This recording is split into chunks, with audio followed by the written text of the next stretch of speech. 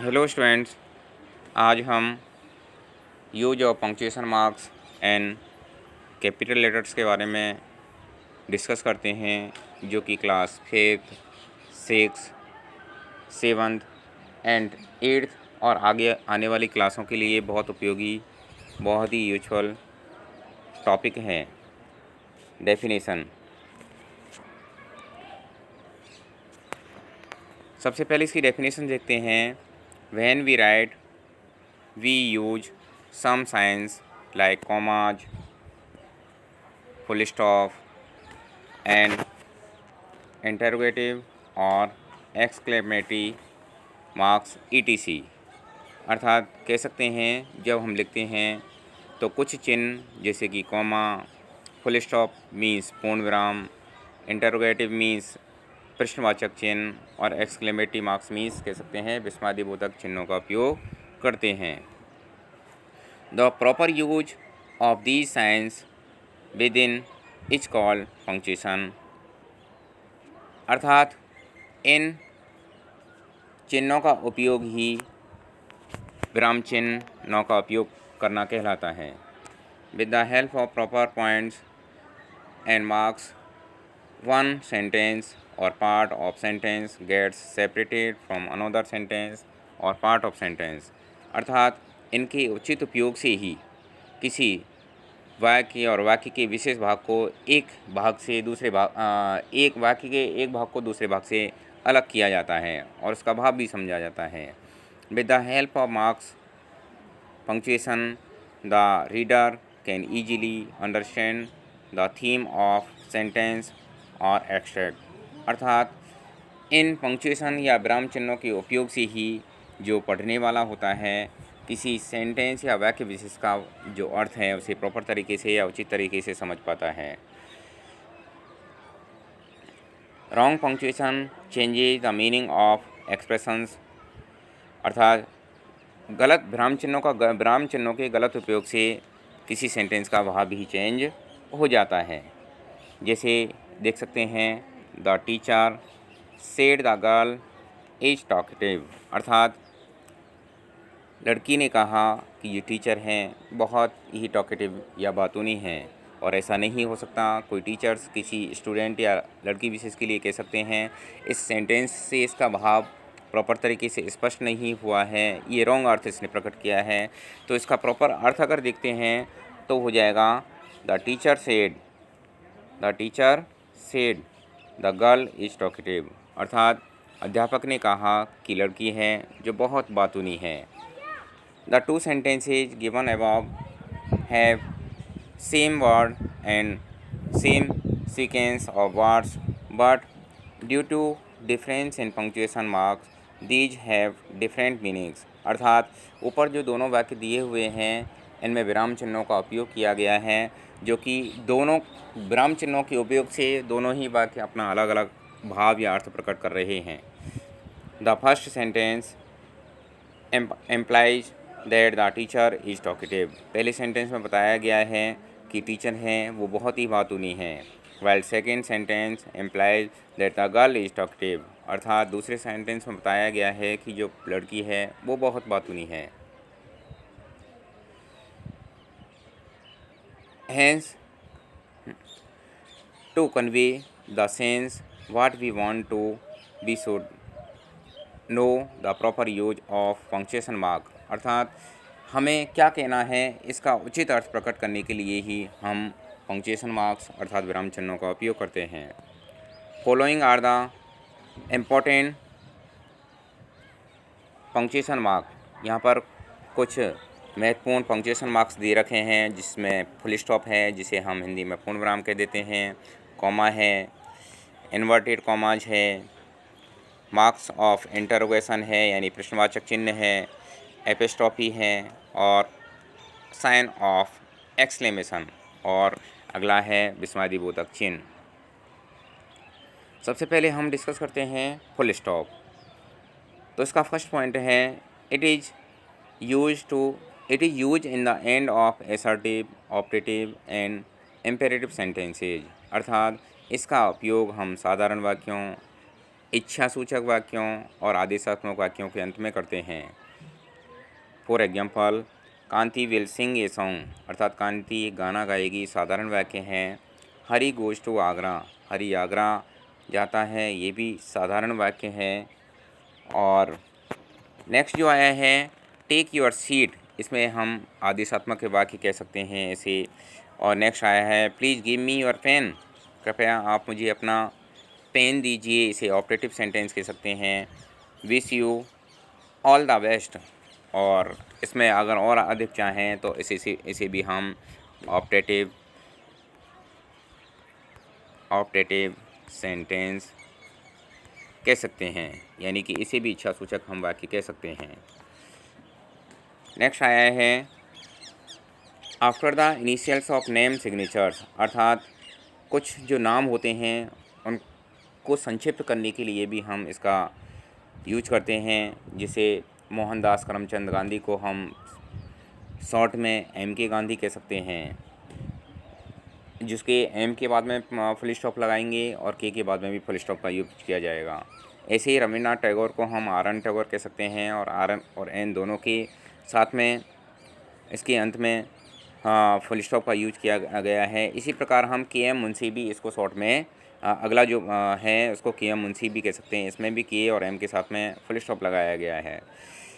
Between the letters of abbreviations, अर्थात इसमें आया है कि कुछ जो उपाधियाँ इत्यादि जो होती हैं उनको हम संक्षिप्त करने के लिए भी हम फुल स्टॉप का यूज करते हैं। जैसे बैचलर ऑफ आर्ट्स को हम BA कह देते हैं, तो B और A दोनों के बाद में फुल स्टॉप का यूज करेंगे।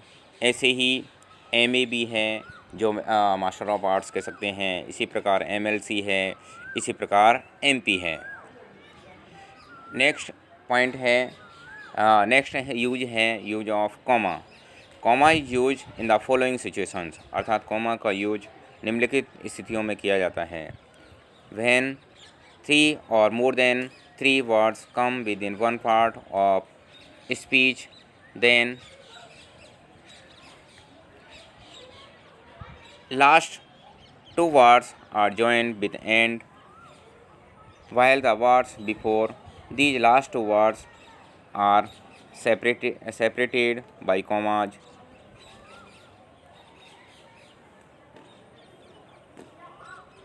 अर्थात यह कह सकते हैं कि 3 या 3 से अधिक शब्दों को हम अगर एक ही वाक्य में जोड़ते हैं तो पहले वाले जो शब्द होते हैं उनके साथ में हम कॉमा का उपयोग करते हैं, और लास्ट वाला होता है उसके साथ में हम एंड का यूज करते हैं। For example, she is intelligent, इसमें एक इसके गुण को दिखाया गया है, उसकी क्वालिटी को दिखाया गया है कि वह इंटेलिजेंट है। ऑनेस्ट ईमानदार है, ट्रुथफुल विश्वसनीय है, और साथ में जो आया है हार्ड वर्किंग कठिन परिश्रमी है, इसकी लास्ट वाले के साथ में एंड का यूज हमने कर लिया है। अर्थात वह बुद्धिमान, ईमानदार, सच्ची और हार्ड वर्किंग मीन कठिन परिश्रम करने वाली है। तो इनकी जो सभी जो इसकी क्वालिटी जो आई हैं, पहले वाले के साथ में कॉमा का यूज़ किया है और लास्ट वाले के साथ में हमने एंड का यूज़ कर लिया है। अगला जो पॉइंट आया है उसको हम देखते हैं। अगला एग्जाम्पल जो आया है, they visited Udaipur, Bikaner and Jaipur, अर्थात उन्होंने उदयपुर, बीकानेर और जयपुर देखा। तो पहले जो 2 प्लेसेज आए हैं उनके साथ में कॉमा का यूज किया गया है और लास्ट वाले के साथ में एंड का यूज किया गया है। अगला पॉइंट देखते हैं यूज ऑफ कॉमा का। व्हेन 2 और more pairs of words are joined by and, then in a sentence they get separated by comma, अर्थात 2 या 2 से अधिक पेयर्स यानी टुकड़े किसी सेंटेंस के बाय से अगर जुड़े हुए हों, एंड से जुड़े हुए हों, तो वहाँ पर उन सेंटेंस को अलग अलग करने के लिए कॉमा का यूज़ किया जाता है। जैसे कह सकते हैं रिच एंड पुअर, इसमें है अमीर और गरीब, यंग एंड ओल्ड, जवान और बुजुर्ग, विल डाई वन डे, अर्थात इस सेंटेंस में बताया गया है कि अमीर हो या गरीब हो और साथ में जवान हो या कोई वृद्ध हो, बुजुर्ग हो, सबको एक दिन ईश्वर के पास जाना है, अर्थात सभी मर जाएंगे। तो इसमें जो आया है, पहले जो इनके गुणों को दिखाया गया है उनमें एंड का यूज किया गया है, लेकिन अगला जो पेयर इसका आया है उससे उसको ऐड करने से पहले इसमें कॉमा का यूज आया है।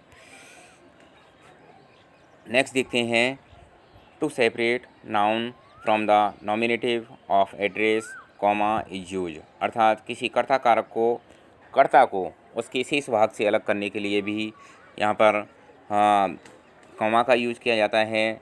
For example, Ashok bring me my umbrella, यहाँ पर अशोक जो कर्ता है उसने आदेश किया है या अशोक ने कहा है, ब्रिंग मी माई अम्ब्रेला, अशोक ने कहा है मेरा अम्ब्रेला लेकर आओ। तो यहाँ पर जो आया है अशोक इसका कर्ता है और बाकी का जो शेष भाग है ब्रिंग मी माई अम्ब्रेला, इसका जो कर्ता है इसको शेष भाग से अलग कर दिया है। नेक्स्ट जो आया है, बॉयज लिसन टू मी, बच्चों मेरी बात सुनो। तो यहाँ पर जो बॉयज जो आया है इसका जो कर्ता है और बाकी का जो शेष भाग है लिसन टू मी, उसको इससे अलग कर दिया है।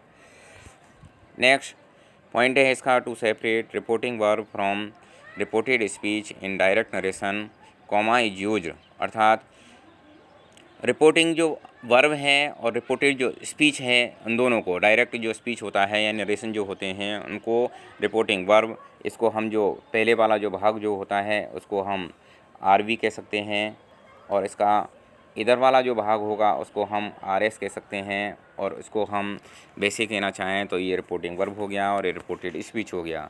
तो रिपोर्टिंग वर्ब को रिपोर्टेड स्पीच से अलग करने के लिए भी कॉमा का यूज़ करते हैं। जैसे इसमें आया है, मोहन से टू मी, मोहन ने मुझसे कहा, क्या कहा, आई राइट ए लेटर, मैं एक पत्र लिखता हूँ, अर्थात मैं एक पत्र लिखता हूँ। इसमें जो अलग अलग आया रिपोर्टिंग वर्ब, मोहन से टू मी हो गया और आई राइट ए लेटर ये आया है जो रिपोर्टेड स्पीच हो गया। इन दोनों को अलग करने के लिए कॉमा का यूज हो गया है। नेक्स्ट पॉइंट है, comma is use after adverb और adverbial phrase which come in the beginning of sentence, अर्थात किसी भी सेंटेंस के अंत में कोई एडवर्ब यानी कि क्रिया विशेषण या एडवर्बियल अगर आते हैं तो उनको शेष भाग से अलग करने के लिए, शुरुआत में अगर आते हैं सेंटेंस के शुरुआत में एडवर्ब और एडवर्बियल आते हैं तो उसको शेष भाग से अलग करने के लिए भी कॉमा का यूज किया जाता है। जैसे वो देखते हैं example, fortunately the thief did not enter my house, सौभाग्य से जो चोर था मेरे घर में नहीं घुस पाया, प्रवेश नहीं कर पाया। यहाँ पे जो आया है फॉर्चुनेटली के बाद में जो आया है इसको हम एडवर्ब कह सकते हैं और इसको जो अलग किया है वो कॉमा के द्वारा अलग कर दिया गया है और इसमें कहा गया है कि सौभाग्य से जो चोर था मेरे घर में नहीं घुस पाया।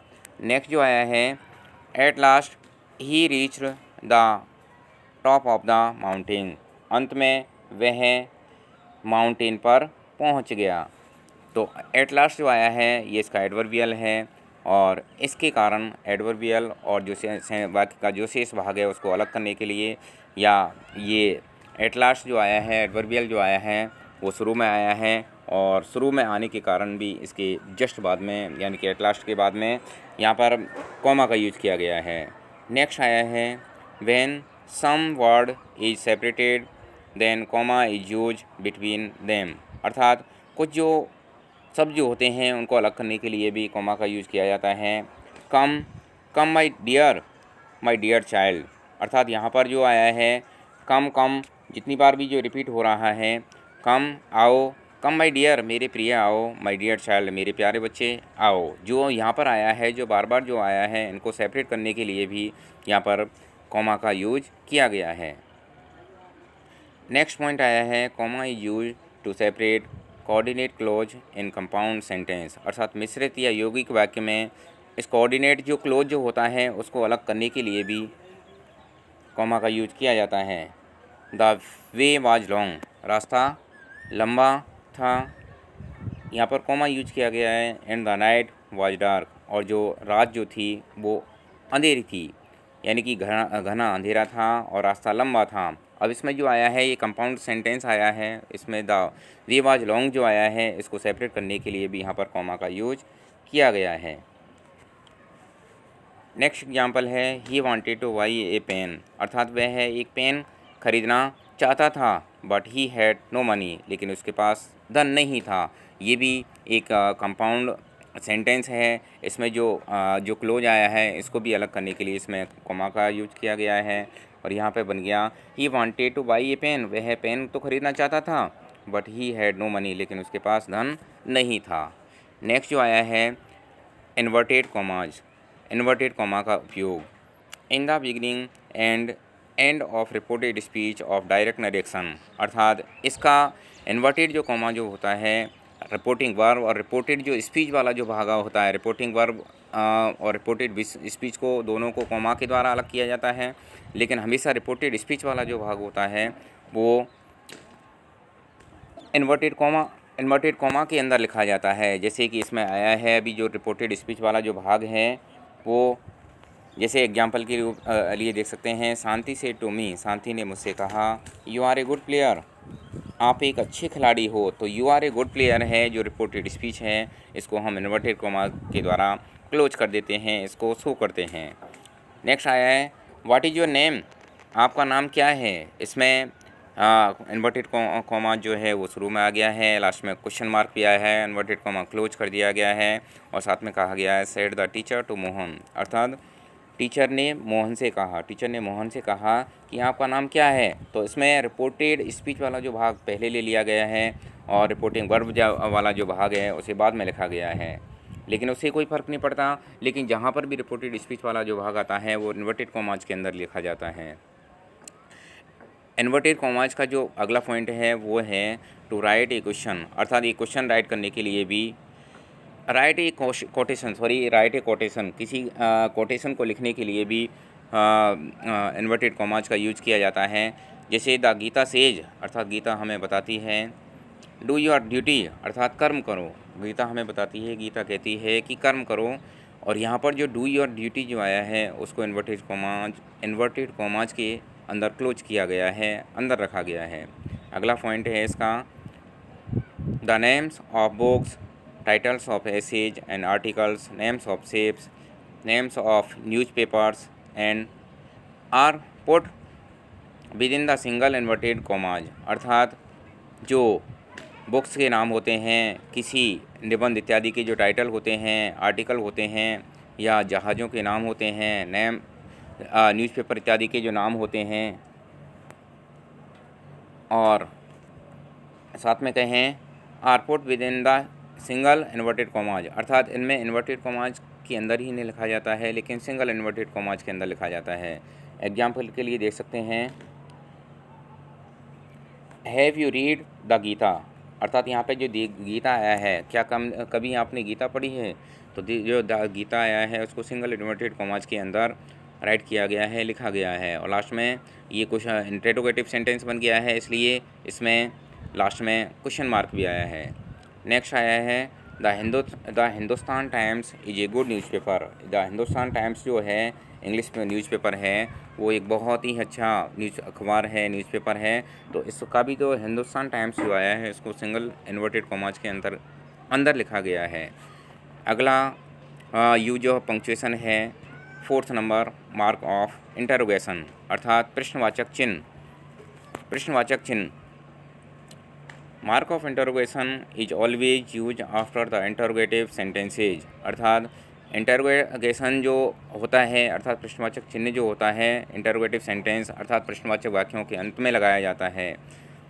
For example where do you live, आप कहाँ रहते हो। एग्जांपल के लिए कह सकते हैं आप कहाँ रहते हो, इसमें किसी से पूछा गया है, किसी का भी नाम ले सकते हैं। यहाँ पे आगे जो डॉट लगाए गए हैं यहाँ पर किसी का भी नाम ले सकते हैं, उसमें आया वेयर डू यू लिव, आप कहाँ रहते हो। नेक्स्ट एग्जांपल है विल यू कम टुडे, क्या तुम आज ही आओगे। तो इसमें भी जो आया है इसके अंत में भी प्रश्नवाचक चिन्ह यानी कि use of mark of interrogation लगाया गया है। नेक्स्ट पॉइंट है epistrophe. Epistrophe is use for possessive case of nouns, अर्थात एपिस्ट्रॉफी का जो यूज होता है स्वामित्व जो कह सकते हैं किसी का अधिकार या किसी का स्वामित्व दिखाने के लिए किया जाता है। रवीज बुक, अर्थात रवि की बुक है।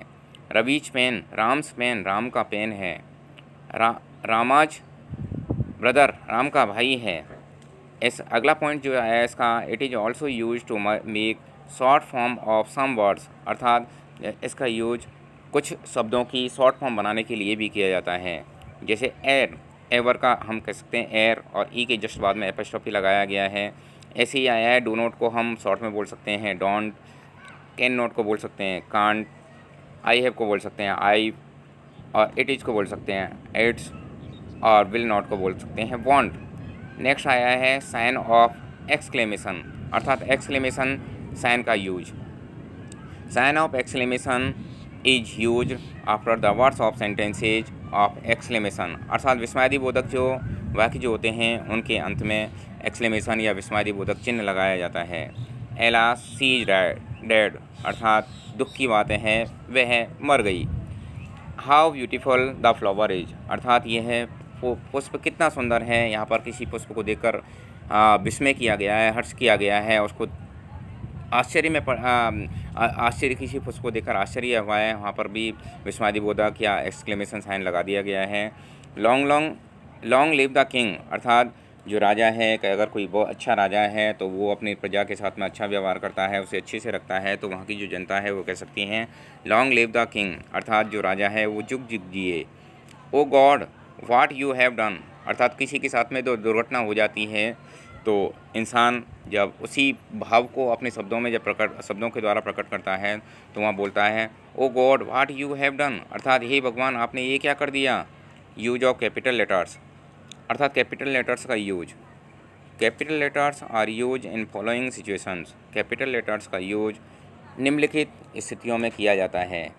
फर्स्ट में आया है in the beginning of sentences, अर्थात सेंटेंस के शुरुआत में प्रत्येक सेंटेंस जो होता है उसका फर्स्ट लेटर हमेशा कैपिटल लेटर में आता है। जैसे इसमें आया Hari goes to the market, अर्थात हरी बाजार जाता है। नेक्स्ट आया है in the beginning of reported speech Ram said to me where are you going, अर्थात राम ने मुझसे कहा कि आप कहाँ जा रहे हो। जिसमें आया है, इसमें जो रिपोर्टेड स्पीच जो होता है उसमें भी जो इसका फर्स्ट लेटर जो होता है और उसका रिपोर्टेड वर्ब का हो या रिपोर्टेड स्पीच दोनों का फर्स्ट लेटर हम कैपिटल लेटर्स में बनाते हैं। नेक्स्ट आया है first letter of proper noun और प्रॉपर एडजेक्टिव, प्रॉपर नाउन हो या प्रॉपर एडजेक्टिव हो उसका फर्स्ट लेटर हमेशा कैपिटल लेटर में बनाया जाता है। जैसे इसमें आया है हरीश, इंग्लिश, इंडियन और रशियन, तो हरीश में भी हम प्रॉपर नाउन कह सकते हैं, इंग्लिश है, इंडियन है, इंडिया से इंडियन बना है, ऐसे रशिया से रशियन बना है, ये प्रॉपर एडजेक्टिव हो गए हैं। इन सभी के साथ में भी इनका फर्स्ट लेटर है वो कैपिटल का बनाया जाता है। इसमें नोट करके कह सकते हैं ए प्रॉपर नाउन और proper adjective is compose of two or more words then each word begin with the capital letter, अर्थात प्रॉपर नाउन हो या प्रॉपर एडजेक्टिव हो is compose two or more words, अर्थात वो दो या दो शब्दों से मिलकर बने हुए होते हैं। Then each word begins with the capital letter, तो वहाँ पर दोनों जो वर्ड जो आते हैं प्रॉपर नाउन हो या प्रॉपर एडजेक्टिव हो वो दोनों ही उसके फर्स्ट जो हैं लेटर उनके कैपिटल आएंगे। जैसे महात्मा गांधी है तो महात्मा का एम कैपिटल, गांधी का जी कैपिटल। नरेंद्र मोदी है, नरेंद्र का एम कैपिटल और मोदी का एम कैपिटल। अगला जो पॉइंट आया है the first letter of noun और प्रोनाउन यूज फॉर गॉड, अर्थात जो नाउन या प्रोनाउन संज्ञा या सर्वनाम जो भी हो जिसका फर्स्ट लेटर भगवान के लिए उपयोग में लिया जाता है तो उसका फर्स्ट लेटर कैपिटल आता है। जैसे may God grant you success, भगवान आपको सफलता दे, अर्थात आप अपने कार्य में सफल हों। यहाँ पर जो मे आया है इसका फर्स्ट लेटर कैपिटल आया है। अब इसमें अगला जो आया है ओ गॉड दो आर्ट काइंड, अब इसमें भी जो अगला सेंटेंस आया भले ही उसका ओ है लेकिन वो भी इसमें कैपिटल बनाया गया है। नेक्स्ट आया है अगला पॉइंट है pronoun I and interjection O are always written in capital whenever they are present in the sentence, अर्थात कह सकते हैं कि आई हो या इंटरजेक्शन ओ हो, ये हमेशा ही जब ये अकेले यूज में लिए जाते हैं तो उनको कैपिटल लेटर्स में बनाया जाता है। जैसे I shall help you, if I can, I shall help you, मैं आपकी मदद करूँगा। इफ़ आई कैन, मैं जितनी कर सकता हूँ, अर्थात जितनी मैं कर सकता हूँ आपकी मदद करूँगा।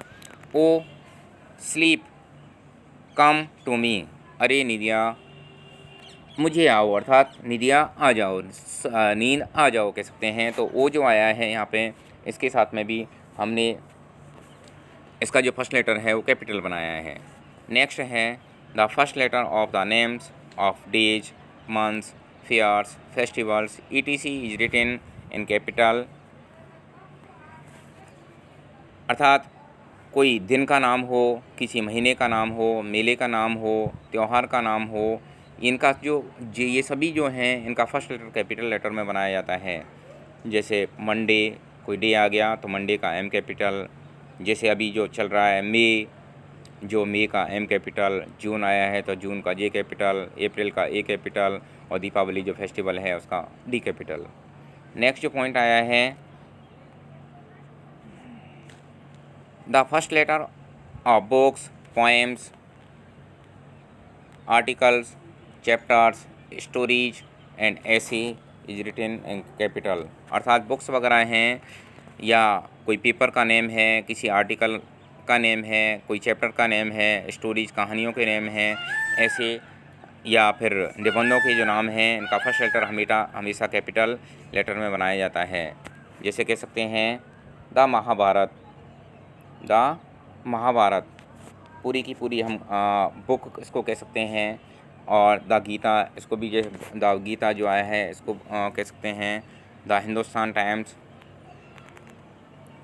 ये जो सभी अगर इसमें एक ही इसमें आए हैं तो इनके जो फर्स्ट लेटर हैं जो भी हैं, जैसे महाभारत का एम कैपिटल है, गीता का जी कैपिटल है, हिंदुस्तान टाइम्स का एच और टी दोनों ही कैपिटल हैं। इसमें इस प्रकार से अगर कोई बुक्स आती हैं, पोएम्स आती हैं, पेपर्स आते हैं, आर्टिकल्स आते हैं, चैप्टर्स आते हैं या स्टोरी या ऐसे जो आते हैं उनका फर्स्ट लेटर कैपिटल बनाया जाता है। नेक्स्ट पॉइंट आया है have you read the Ramayan, क्या आपने रामायण पढ़ी है? तो यहाँ पर भी जो इसका आया है have you read the Ramayan, Ramayan का जो आर है वो कैपिटल आया है। लास्ट में इसमें क्वेश्चन भी दिख रहा है, इसलिए इसके लास्ट में इंटरोगेटिव जो साइन है, इंटरोगेटिव जो है क्वेश्चन मार्क जिसे कहें, प्रश्नवाचक चिन्ह इसमें लगाया गया है। नेक्स्ट है the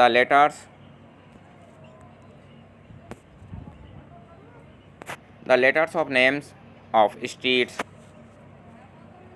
cities, markets, colonies, shapes etc, अर्थात किसी गली का नाम हो, शहर का नाम हो, मार्केट प्लेस यानी बाज़ार का नाम हो, कॉलोनी का नाम हो, जहाज़ों का नाम हो, इनके सभी का जो है फर्स्ट लेटर वो कैपिटल लेटर में लिखा जाता है। फॉर एग्जांपल चौड़ा रास्ता जो है एक मार्केट का नाम है, तो चौड़ा का जो सी है वो कैपिटल है और आर है वो कैपिटल है। चांदनी चौक, ये भी मार्केट का ही एक नाम है, एक स्थान का नाम कह सकते हैं, तो इसमें भी सी और चौक दोनों ही इसके में कैपिटल लेटर्स में बनाए गए हैं।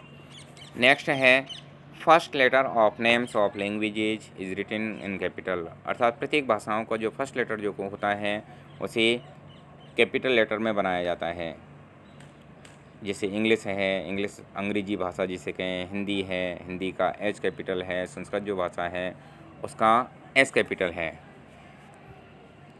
आई होप यह टॉपिक आपको अच्छे से समझ में आया होगा और यह जो टॉपिक है सभी क्लासों के लिए, विशेष रूप से 5th, 6th, 7th आगे वाली क्लासों के लिए भी बहुत उपयोगी है। Thanks a lot.